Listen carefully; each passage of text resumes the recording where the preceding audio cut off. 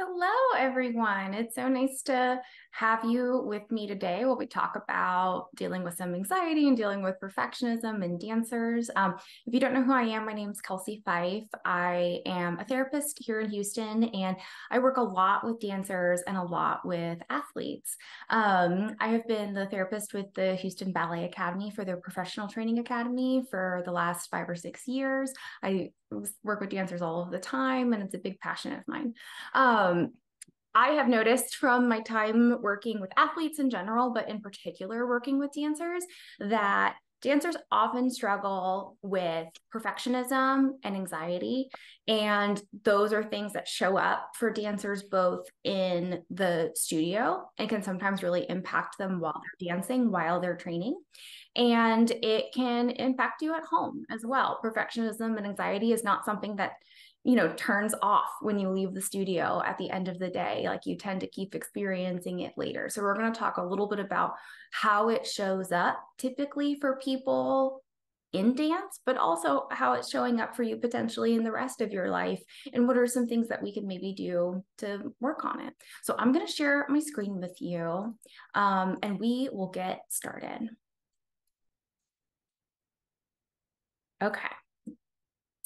So when we think about perfectionism, I think most of us think about this first one, which is self-oriented perfectionism. And that's that idea of you set a bar super high for yourself, you expect a lot out of yourself, and you have these very high standards that you're always trying to achieve.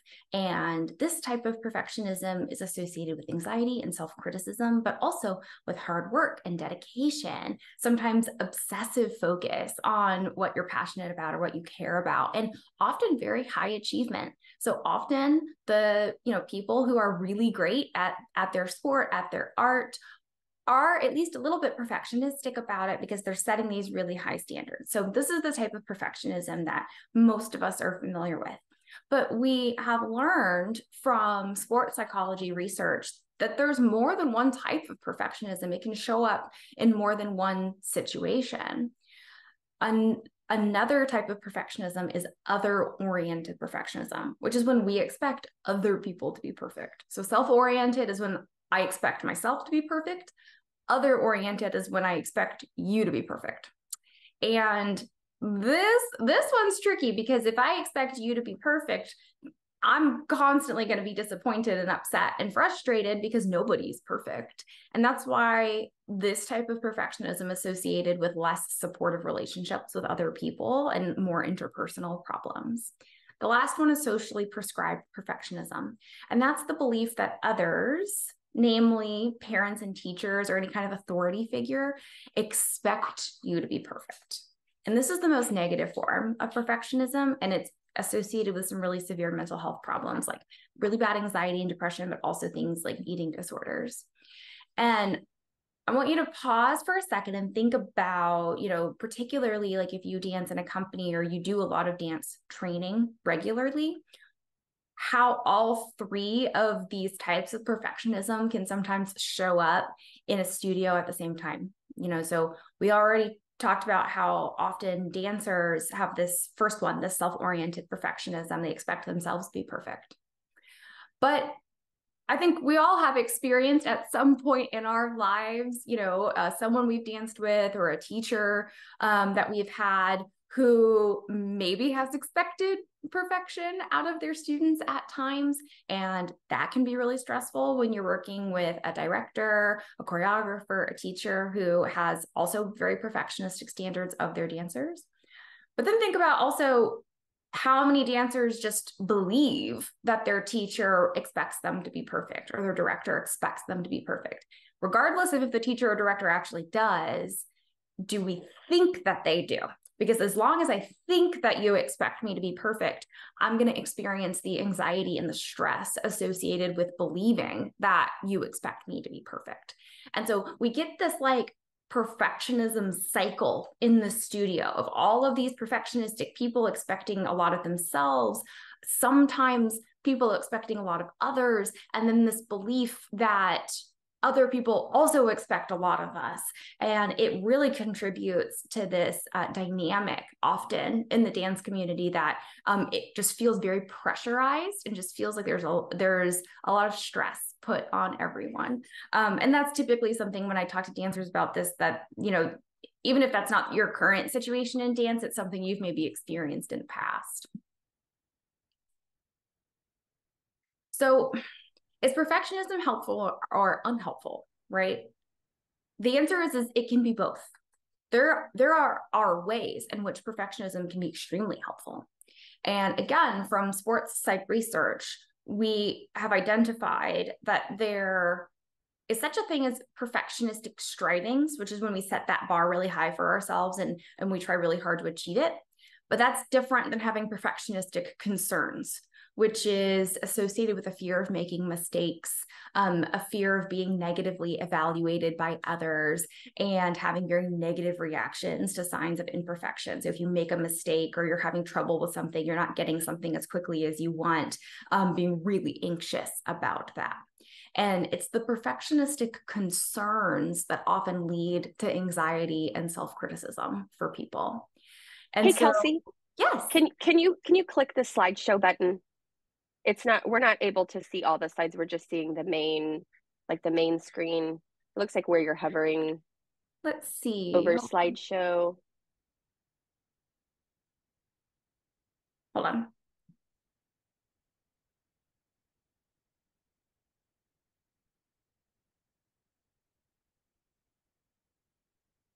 There Is we that go. helpful? Are we seeing it now? Yes, yeah, we can see it now. Oh, okay. Thank you for stopping me. So here was Yeah, that first thank slide you. where we talked about the 3 different types of perfectionism. And then this is the slide we're on, talking about perfectionistic strivings and perfectionistic concerns. We're good. We're all seeing that. Yes, we're good. Okay. Okay, good. Thank you. So we know from research in athletes that the way in which perfectionism is helpful for an athlete is when they are really high in perfectionistic strivings, and that they set the bar really high for themselves and they're constantly pursuing betterment. But they're low in perfectionistic concerns, which means even though I have set the bar high for myself and I'm really going after it, when I don't meet it or I'm not meeting it as quickly as I want to, I'm okay. Like, I'm not taking that personally. I'm letting that roll off my back. I'm not anxious or nervous about it. I'm comfortable with the fact that I'm not always going to meet that high bar, but I am still pursuing it anyway. Okay. Those are the healthy perfectionists. And athletes with that type of healthy perfectionism, they have less burnout in their sport. They last longer in their sport. They are less likely to be injured in their sport, and they generally have a more positive relationship with their sport. And sport here does include dance. Whereas the athletes who have high perfectionistic strivings and high perfectionistic concerns do not do as well in their sport. They tend to burn out really fast, or they have a tendency towards burnout. And they really tend to deal with more mental health problems like anxiety and depression. You're more likely to experience something like an eating disorder, and you're likely just to experience a ton of self-criticism and shame and sometimes guilt. If you're a person who's ever kind of felt like you didn't perform as well as you wanted to and you walked away feeling really badly about yourself, not just like that was a bad dance day for me, but like I am a bad dancer because you had a bad day, then you might be someone who has experienced some of these perfectionistic concerns. So let's talk about more about why that's a problem. So self-criticism is something that tends to go along with being a perfectionist if we're not managing our perfectionism well. And self-criticism, if you don't know, is that negative voice in your head that points out every mistake or perceived failure and not good enough thing about you. And that self-critical voice is often pretty brutal. It's not like, oh, that could have been better. It's like, you're terrible. You're the worst. I'm a failure. I look disgusting. They're going to fire me. I'm never going to get a job. Like it's usually really harsh and really dramatic often. And if you aren't familiar with an fMRI, so an fMRI is a type of MRI scan that is able to read sort of live brain functioning. So they can give people tests or prompts while they're in the machine, and the fMRI can kind of see what their brain is doing as they're actively processing whatever the task is. And so there was this study on self-criticism where they put people on an fMRI, and they gave them prompts that kind of triggered a stressful response or made them think about being self-critical. And they found that when people experienced self-criticism in the brain, it got processed the same way as a fight or flight scenario. So it raised cortisol and adrenaline, and it put people often into like a place of panic and a lot of worry. So when we experience self-criticism, when we criticize ourselves, that puts us into some form of fight or flight. And when we can't easily resolve that, then we just sort of turn into this chronic mess of anxiety and stress and depression. Because in a normal fight or flight scenario, like if you're camping and you see a bear, you're going to have fight or flight, right? And if you can get to safety and get away from the bear, then you calm down and everything's good. Your body has resolved that situation. But if the thing that's causing the fight or flight is the way we talk to ourselves, there's no way to get away from it unless we actually change the way that we talk to ourselves. So the answer to self-criticism is something called self-compassion. And self-compassion is what allows us to stop treating ourselves with judgment and with self-criticism. And the good thing about it is that self-compassionate people appear more confident to others, and they have a much easier time bouncing back from mistakes and disappointments and failures, because that self-compassionate athlete is the one who is perfectionistic. They have really high standards, but then when they don't meet them, or they have hardship, or they have a mistake, they are really compassionate with themselves about it. They're able to be like, that's okay. Everybody makes mistakes. Everybody has hard days sometimes. That this is just one of my bad dance days. It's fine. Tomorrow's a new day.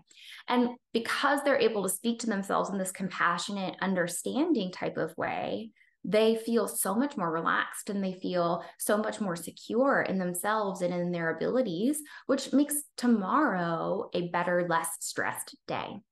The other good thing in a community setting or in like a company setting is that self-compassion helps prevent some toxic competition and comparisons to other people.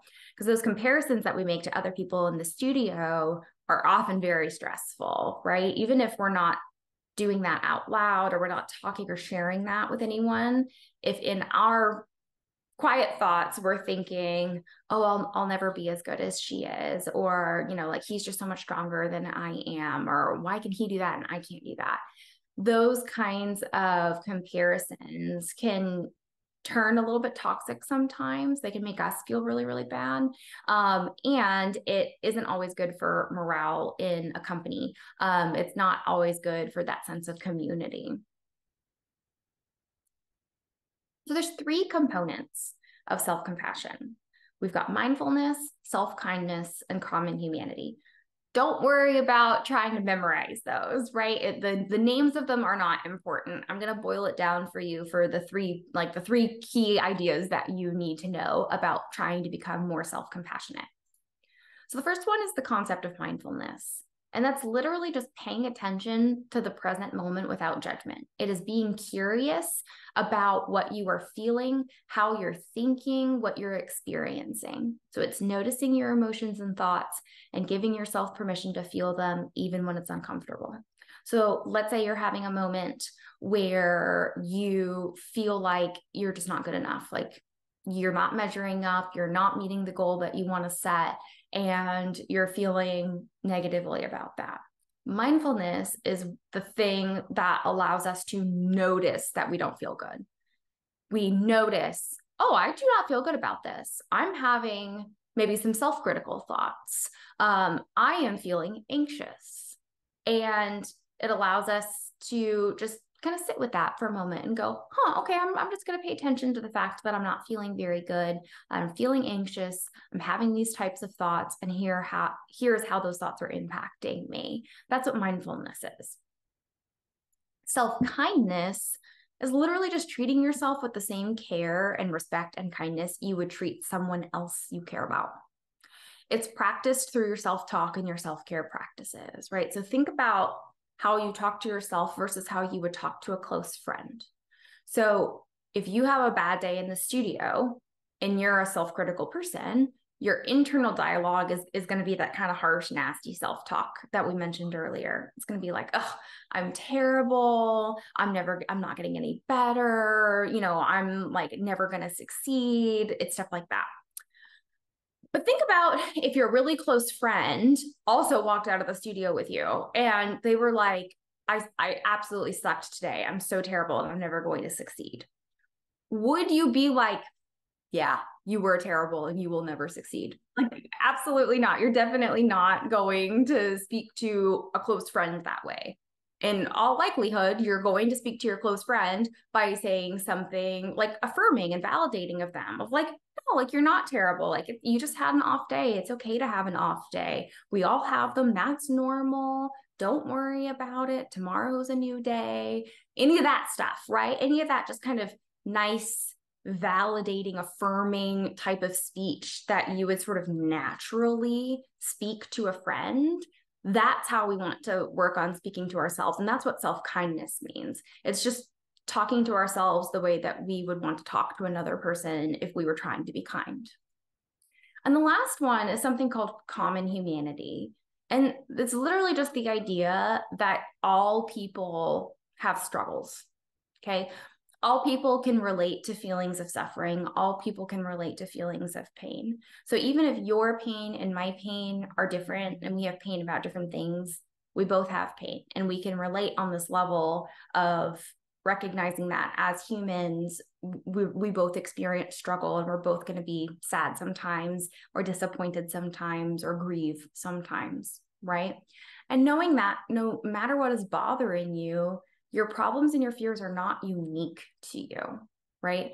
The circumstances might be a little bit different than someone else's circumstances, but everybody here, everyone watching this, everyone has experienced disappointment.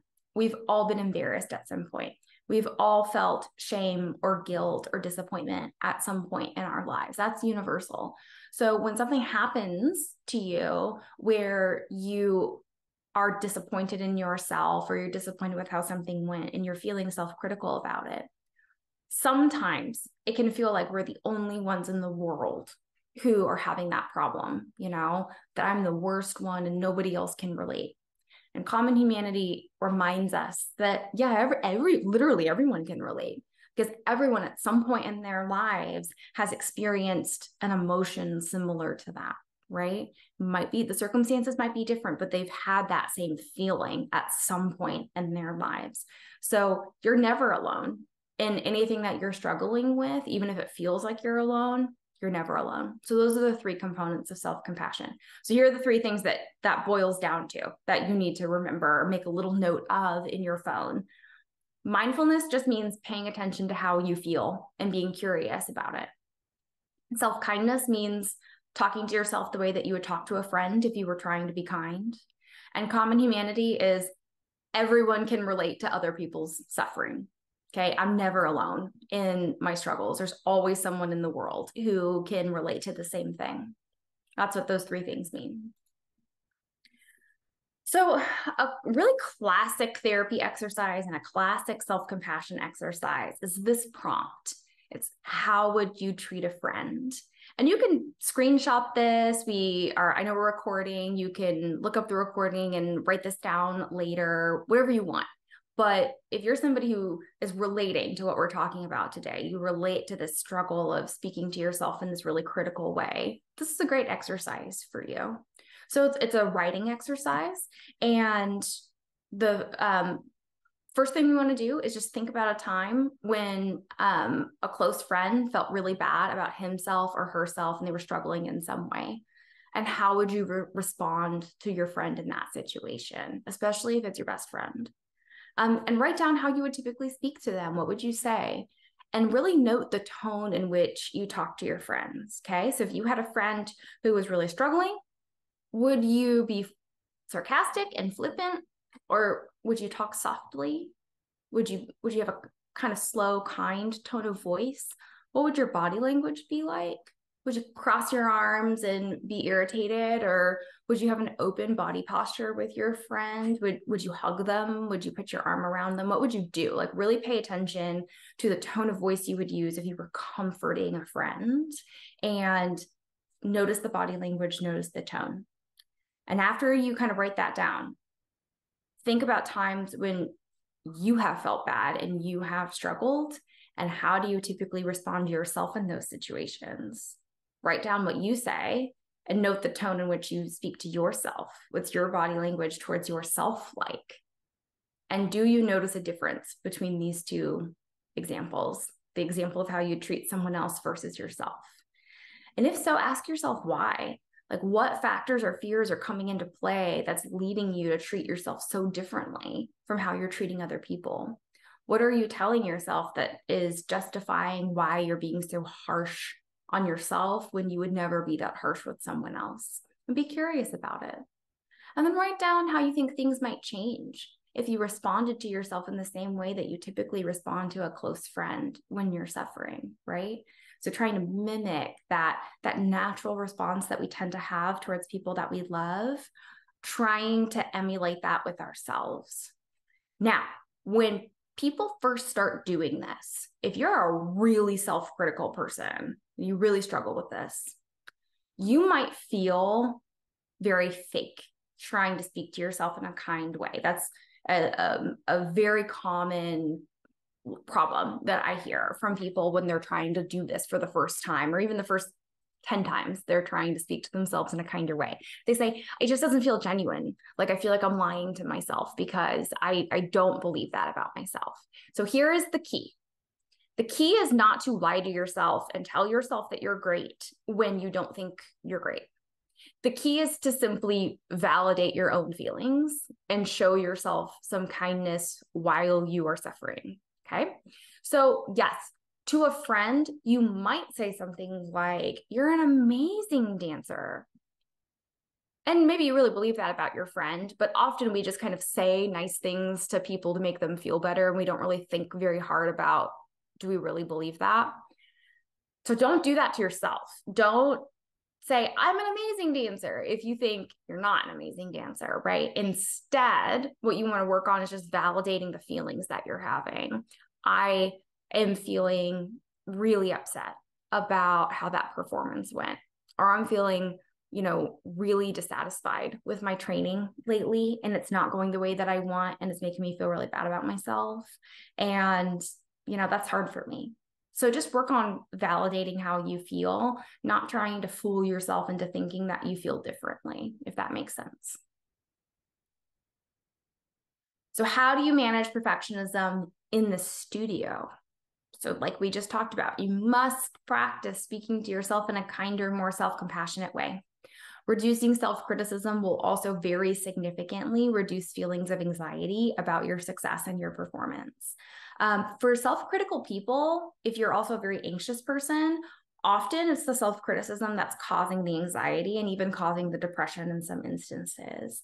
And when we can work on developing self-compassion and really improving the relationship that we have with ourselves, often anxiety dramatically improves. Stress and depression dramatically improve. And people are quite shocked how much better they feel when they just start speaking to themselves in a kinder way. So if this is a big struggle for you, I would prioritize noticing when you're really critical in the studio. If you're a dancer, you spend a lot of time looking at yourself in the mirror. Notice when it is in a class that you are talking down to yourself, and try to shift that. So one of the easiest ways to do that in the studio is to shift towards more kind of corrective language and constructive feedback towards yourself rather than insult. So for example, if you're turning and you fall out of a turn, it's not constructive to be like, oh, I suck at turns, right? What is constructive is to try to diagnose what went wrong with your turn. Were you not pulling up through your hamstring? Were you not kind of like all the way over your leg? Like, were you leaning back in your pirouette? Like what went wrong in that turn? And focus on speaking to yourself in this kind of diagnostic way of like, okay, well, what didn't work about that? And what can I try differently next time? So the way that actually plays out for you in the studio is that you're going to be dancing and you're going to hear this self-critical thought pop in automatically. That's going to be like, I suck at this. And as soon as you notice that you have said something critical to yourself in your head, that's when you just take 5-10 seconds to correct it and say, nope, instead, this is what went wrong in that turn, and here's what I'm going to do differently next time, right? So we have to practice shifting, noticing that we're being critical, and then shifting to something that's more constructive. And that usually works pretty well when you're in the studio. The other thing you can do is set your own small goals for each class and base your success off of your own performance. Do not base your success on approval from your teacher or comparisons to other students. This is something I see a lot, specifically at the Houston Ballet with those students is there's a lot of competition in the ballet world, in the professional ballet world. And there is a lot of comparing yourself to the other students and sort of basing your subjective feeling of success on, did your teacher compliment you today? Did they seem happy with you today? And that's a terrible way to judge your performance, because you might be doing great, but just because your teacher didn't comment on it doesn't mean you didn't do great, right? Similarly, just because another student does well doesn't mean you did badly. So we don't want to base our success off of what other people are saying. We want to base it off of how we feel that we did. So set a really small goal for that class, right? If your goal is, I'm really going to work on my artistry in today's class, then that's your goal, is to work on emoting, is to work on your facial expression, work on the quality of movement. And if other things go poorly, that doesn't even matter, because that wasn't your goal. You can still do your best in the class.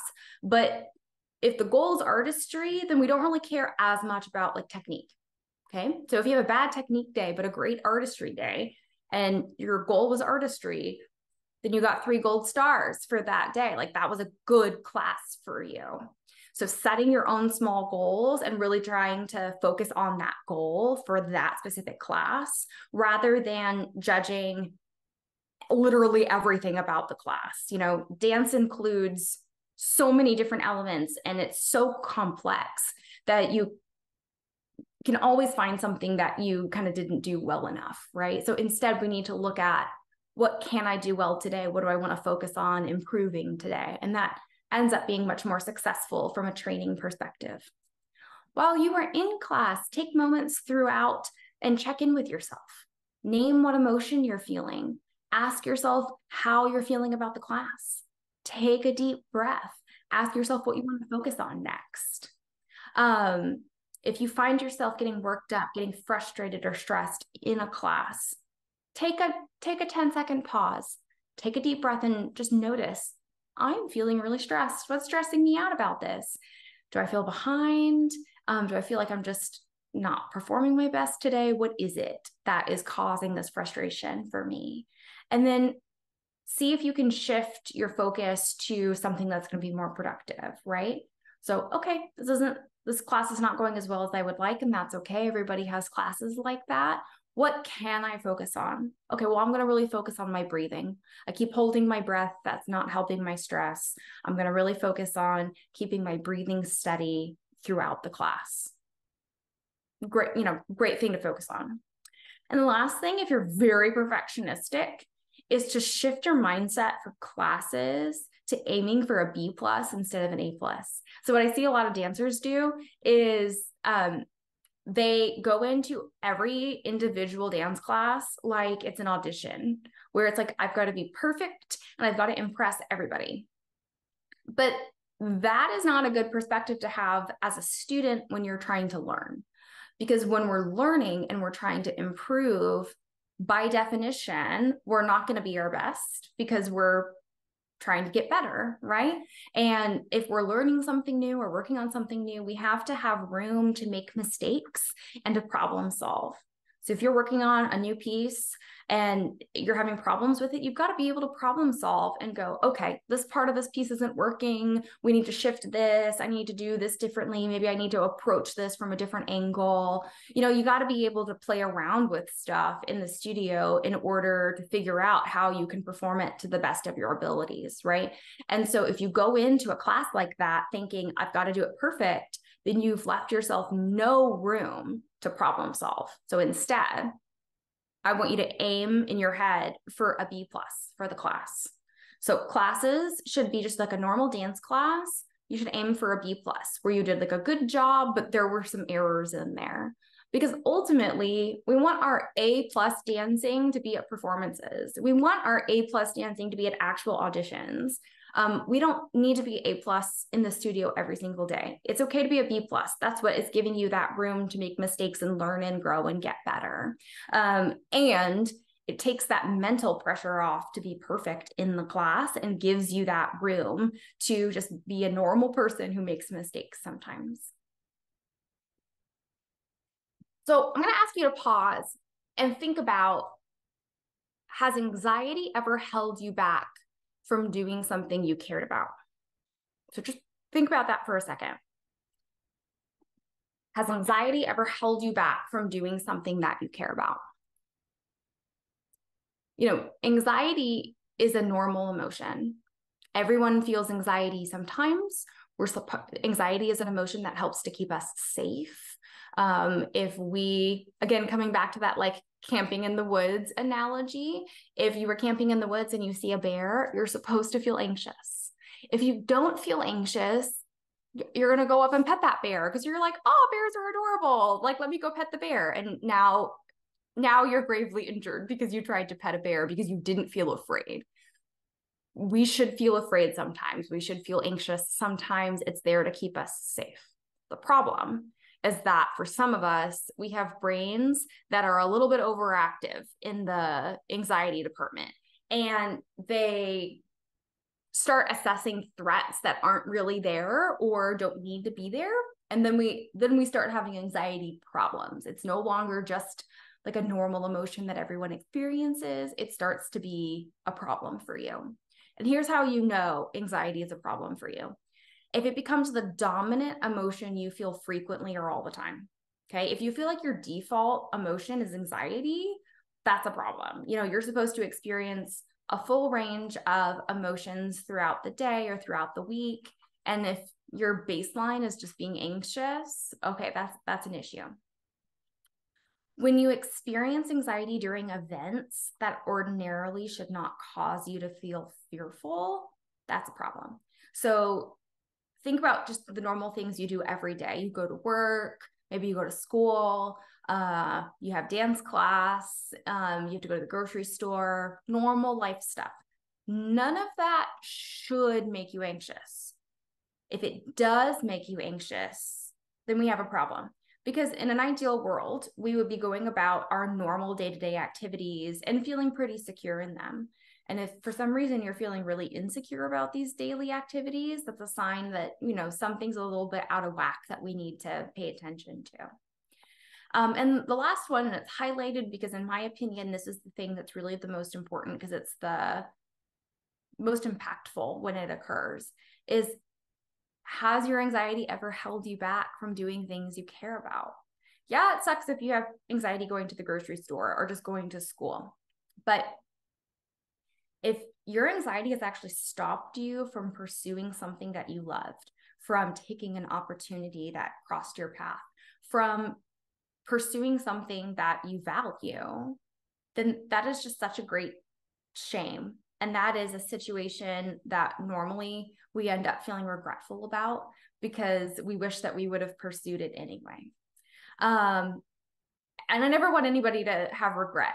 I always want everybody to feel like I took every opportunity that mattered to me. I did the best that I could in the moment, right? And so if anxiety is stopping you from pursuing the things that you care about, or you feel like it's creating an obstacle to doing what you love, then we should pay attention to that and try to solve it as quickly as possible.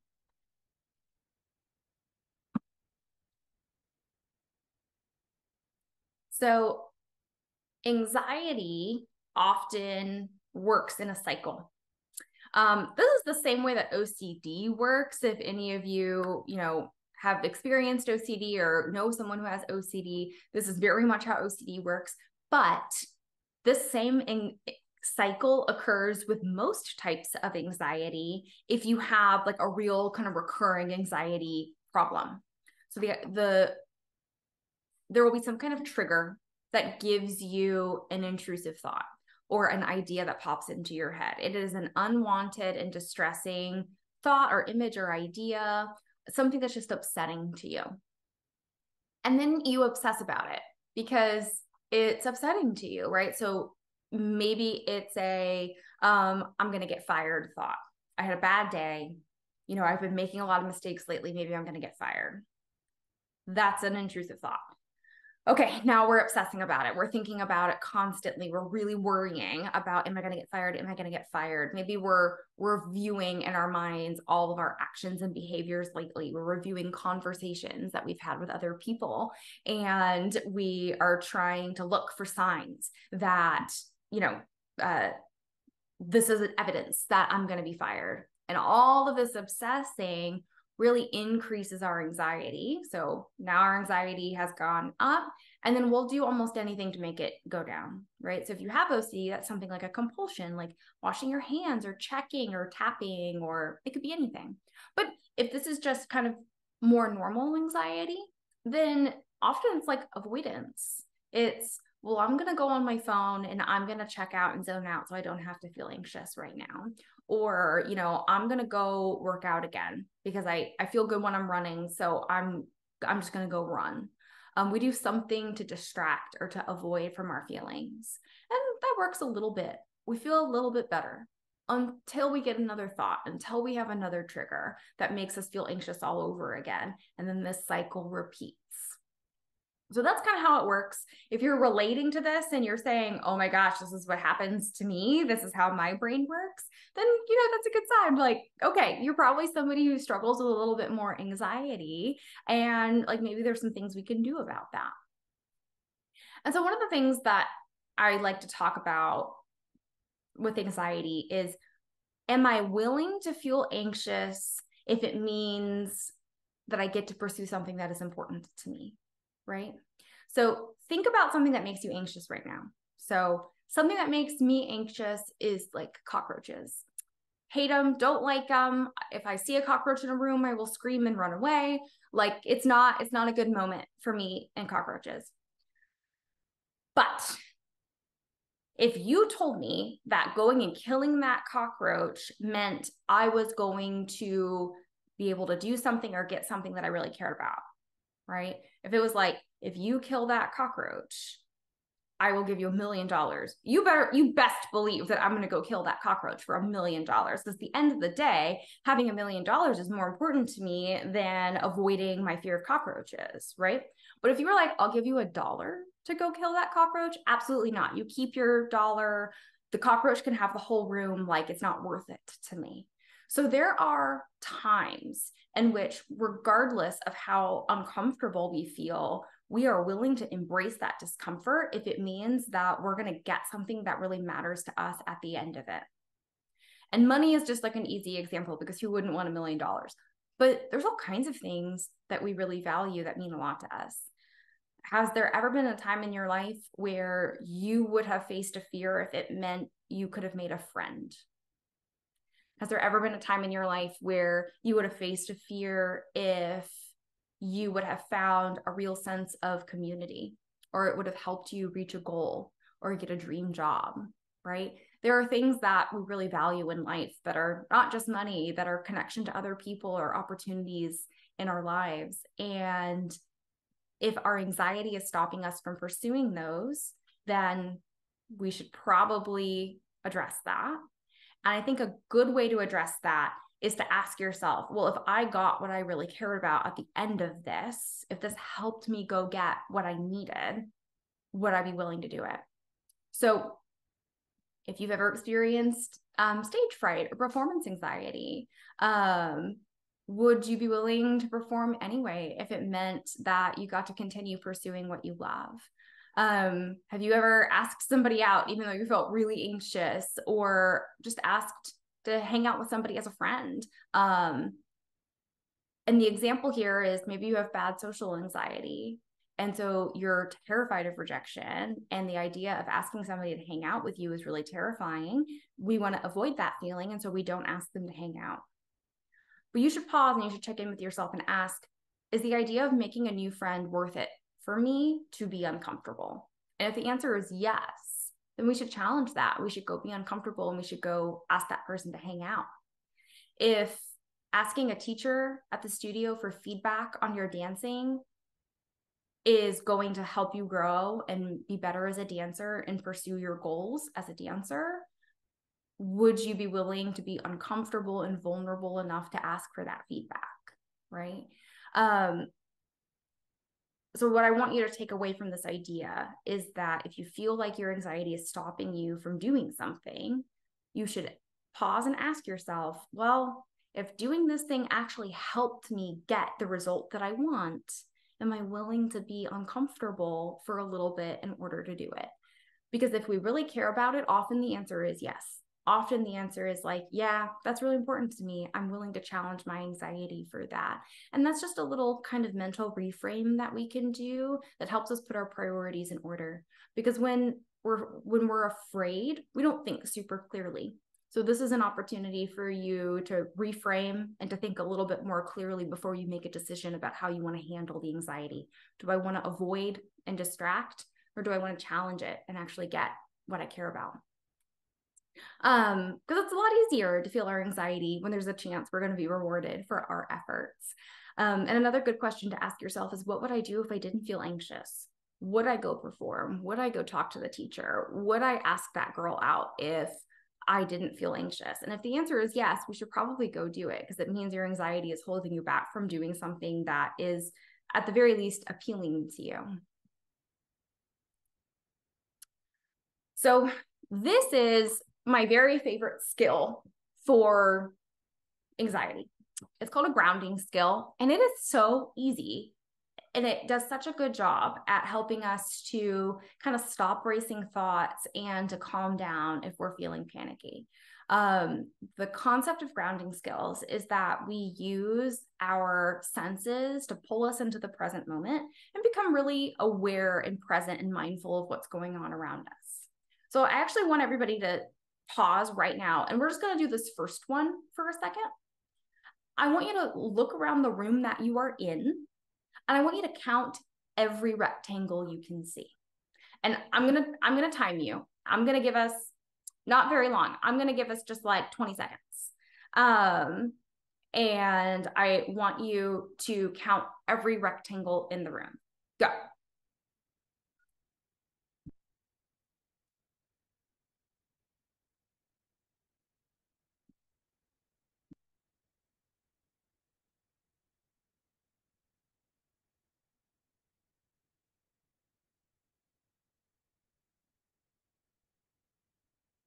Okay, that's 20 seconds. The whole world is made up of rectangles. You will find that there's a lot of rectangles in every single room. And I didn't give you very much time to count them. I hope you guys actually paused and counted and tried that out. Because the reality is, if you're feeling anxious and you're feeling overwhelmed, pausing just to count all of the rectangles in the room can take you a couple of minutes to actually really in detail find every rectangle. The number doesn't ultimately matter. You might have noticed that if you actually pause to count the rectangles, that your mind was probably pretty focused on counting those rectangles while you were doing it. And that's great, because that means that we were present and we were in the moment and our brains were engaged on a present moment mindful task. And if your brain is engaged in a present moment mindful task, then it can't be worrying about stuff. It can't feel super anxious about anything because it has another job to do. So you can count every shape in the room. You can name everything in the room that's a certain color. So name out loud everything in the room that's blue. You can find a texture and, touch it with your fingers and describe what that texture feels like. Find something soft, find something smooth, find something rough. Sit quietly for like 30 seconds and name everything that you can hear. Can you hear the air conditioning? Can you hear traffic outside? What are all the things that you can hear? And finally, this is my favorite, is find something that has a scent and describe what it smells like. I still have it. I just don't get to use it with clients anymore because now I'm all virtual. But when I had an office and I saw people in person, I had this velvet bag that was filled with essential oils. And I would say, grab one, don't look at it, smell it, and try to figure out what it is. And that was such an effective strategy for snapping people out of moments of panic, or if they were obsessing and they were their thoughts were spiraling and they were getting really overwhelmed. Man, just reach into that bag, grab a random essential oil and try to figure out what it is that you were smelling. And that, using your senses, engaging your senses and being mindful in that moment of that, the experience of smelling something and trying to figure out what it is so grounding that, again, it snaps you out of that moment of anxiety and allows you to be present. And often, if you go through every single one of these, you give yourself like 15 minutes to really go through each one of these steps.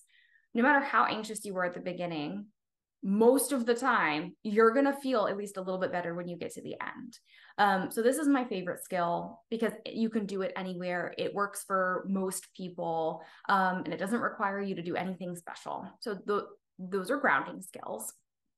And the last resource I wanted to give you is this incredible, totally free app called How We Feel. If you want to scan that QR code that I have here, it should direct you to your phone's app store where you can download it. It is such a great tool for tracking your emotions, but also for learning coping skills to deal with those emotions. It is very cleverly designed and it's donation based, so it's totally free. You don't have to pay for a membership or anything. So if you are someone who often struggles with managing your stress and anxiety, or you're just trying to get better at identifying your emotions, this is such an incredible app. Pretty much every client or dance student that I have recommended this app to has really taken to it and uses it pretty frequently, and they find it to be really helpful. So I'll give you kind of one more second to scan that if you are interested, but you can always look up the video for this later if you want. And that's all I have for you. Once again, my name is Kelsey Fife. I'm a therapist. I really specialize in working with dancers. I do treat things like eating disorders and OCD and anxiety, but I also do kind of performance coaching, like mental performance coaching, and just kind of helping athletes to feel more confident in doing whatever their sport or creative art is. So I'm gonna stop the presentation and kind of open up for questions. We have a few minutes left. If there are any questions, you can drop them in the chat. If you want to unmute yourself and just ask a question out loud, you're welcome to. So we'll kind of open it up to you guys. Does anybody have any questions?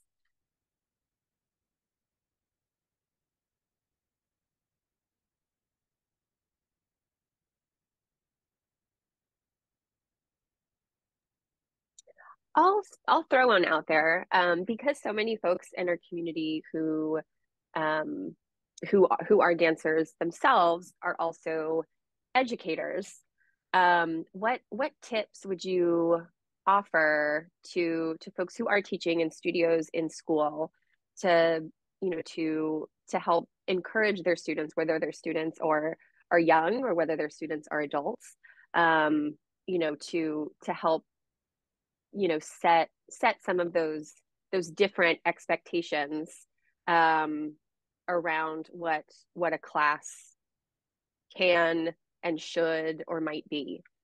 I love that question. That's something that we have started to talk a lot about at Houston Ballet is, can teachers shift or include anything in their teaching that is supportive of very anxious people.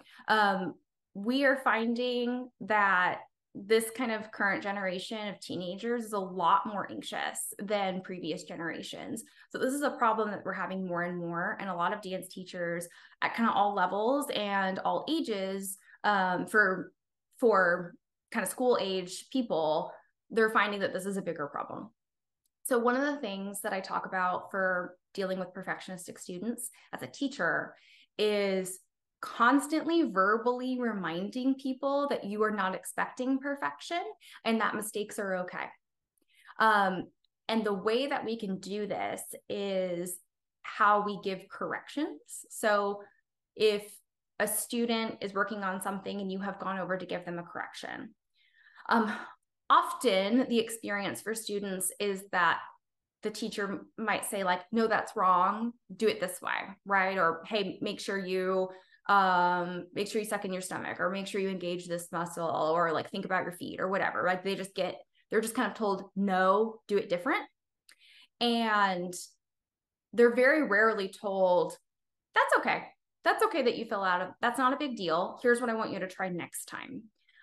So even just in the corrections, remembering to validate that it is totally okay to make that mistake or to be struggling with something can make a big difference.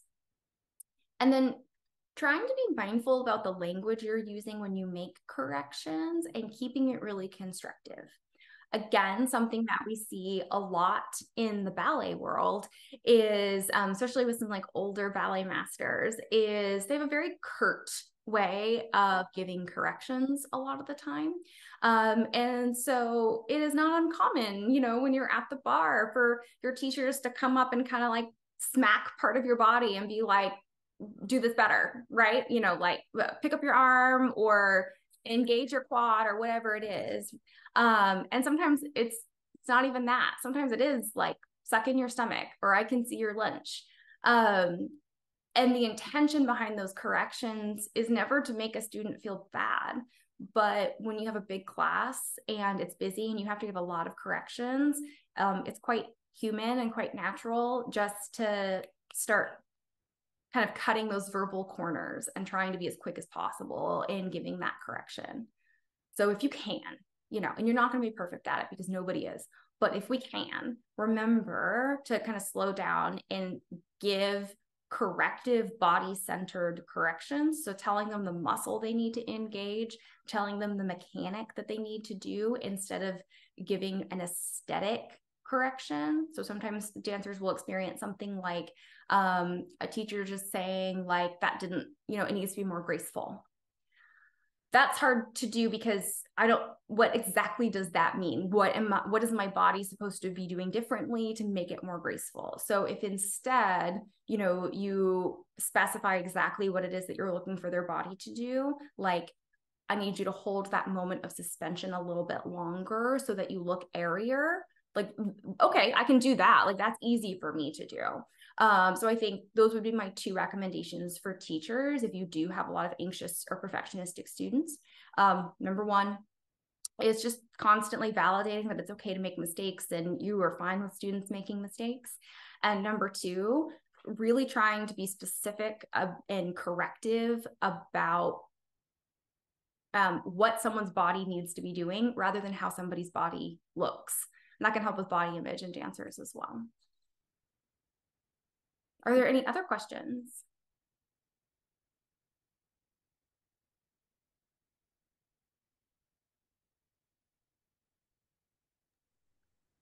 Hi, I have a question kind of around the grounding, Yeah, go feeling for it. more grounded. Yeah, so I found during COVID I lost.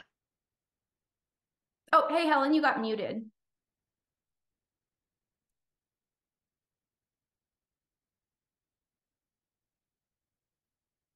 Can you hear me? Yeah, I can now. I'm not sure what Oh, happened. I heard you okay. say like during COVID. What happened during COVID? Oh, just during COVID, I just think I lost that ability to really ground. Because I had some traumatic things happen with my family, and I just couldn't. I lost the correct breathing, like with your diaphragm, and Mm-hmm. and it just I think because I was just just protecting myself, and it's been so hard for me to get that back. So I appreciate you offering those tips on, the one where you look around the room and notice things, to be in, present. And I think that can help with grounding. Do you have any other tips for Yeah. really just grounding and feeling, because I feel like when I try to ground through my feet the way I used to, it's just there's a stuck feeling, and I'm finding that it's having to do with my breath, but I'm just not able to get it back as fast as I want to. So maybe I just need to not push. But yeah, any other thoughts you have about grounding would be helpful. Yeah, that's an awesome question. And you had referenced that you had some really difficult experiences, and you felt like your body's just kind of protecting itself. That's exactly how that Yes. works. Yeah. Like when we are experiencing a lot of stress, or we experience Mm-hmm. something traumatic, our Mm-hmm. body language changes, and it does get more protective, and we can kind of experience. It's very mental, but like we can feel it in our bodies, and we Yes. can sometimes feel a real block there. So in addition to the grounding that I described, something that I would maybe try to work on is coming back to super basics with your Mm-hmm. breath, and laying down flat on the floor Mm-hmm. with your one hand on your stomach and one hand on your chest, and really trying to go back to figuring out how to breathe through your belly. It's the Okay. easiest to do that when you're laying flat. It's much harder to do it when you're sitting up. Mm-hmm. And if you have spent most of your life dancing, maybe like prior to COVID, you felt like you were awesome at this, and you maybe were very advanced in your ability to kind of ground and feel the earth beneath your feet and to really breathe through your diaphragm. Yeah. So you might be kind of expecting a little bit too much of yourself if you're trying to work through something. So make it way easy. Work on just laying Okay. down flat, breathing through your stomach, and not for any length of time. Don't try to meditate for 20 minutes or anything like Mm-hmm. that. Mm-hmm. Just see if you can get, 10 good belly breaths, and then call it a day, and repeat it again the next day until you get to a place where you're like, oh yeah, laying down, I can do this easily. Then maybe you try like reclining in a chair, and then you try Mm-hmm. sitting up, and then you try standing, and then you Okay. try like maybe walking, right? And so just baby step your way back into feeling connected to your breath, uh, Mm-hmm. at like greater and greater levels of movement, if that makes sense. Mm-hmm. It does make sense. It's just it's hard to slow down, but I feel like the more I do that, it's more powerful than just trying to push through everything. Because I just feel like every time I push, it just gets more locked. So Yes. Yes, yeah. that's exactly how it works. Right. And like we talked about, when we are a little bit perfectionistic or a little bit anxious, we have Mm-hmm. these high standards, and we think, no, I should be able to do this. And we sometimes we do want to power through, and it is more difficult to slow down and to take it easy. Mm-hmm. Thank you, Kelsey. That's helpful. You're welcome. Anybody else?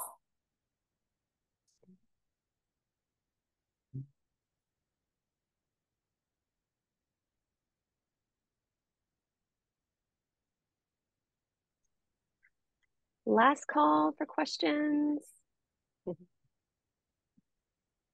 Kelsey, thank you so much for offering this to our community, and for those of you who have a morning appointment for Day of Dancer Health. Kelsey will be available for folks next Thursday for some short one-on-ones. So if you're joining us then for an appointment, you'll get to see her live and in person. And if you don't have an appointment yet, we do have a wait list open, and we have had a few cancellations. So we do have some appointments available at 9:30 and 10:30. Mm-hmm. And that's happening Thursday, December 7th at Hunter Dance Center.